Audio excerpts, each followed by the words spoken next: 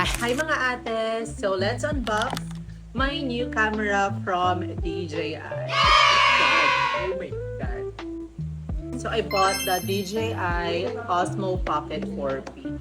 So this is the last piece sa SM Aura. So bago ako pumunta, dapat may kukuha na. Pero nagdalawang isip, umalis. Tsaka doon kami dumating, sabi ni Kuya, destined daw talaga sa akin tong Pocket 4P kasi last piece na nila doon sa store. So let's unbox.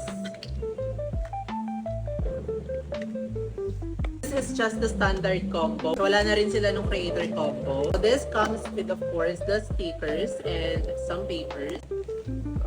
Ooh. So, this is the free pouch. So, inside the pouch, so this is the extender.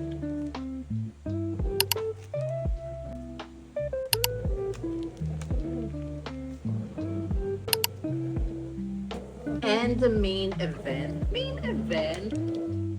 This is the Osmo Pocket 4P. Let's turn it on.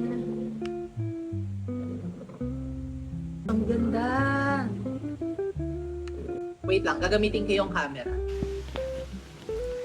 Ayan, so I'm already using my DJI Osmo Pocket 4P. I-connect ko na din tong aking DJI Mic Mini. So yan, this is how it sounds like.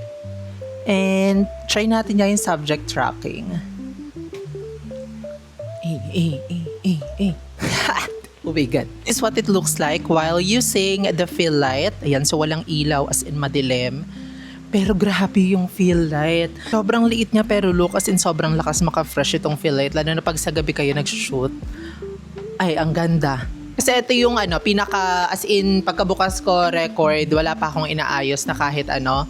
May built-in na rin siya na storage which is 100 plus gigabytes. So, ayun, pwede naman na hindi kayo bumili in case na hindi naman ganun ka-heavy yung isushoot nyo kay DJI, kay Osmo Pocket 4P.